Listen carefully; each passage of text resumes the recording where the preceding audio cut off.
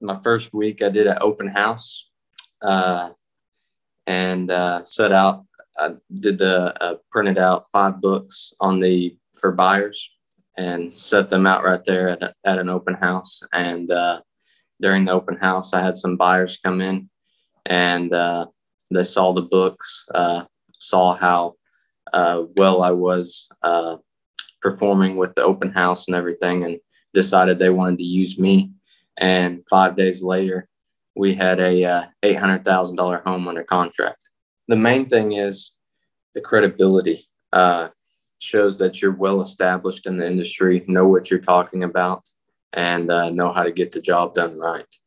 So I feel like having the books helps that tremendously.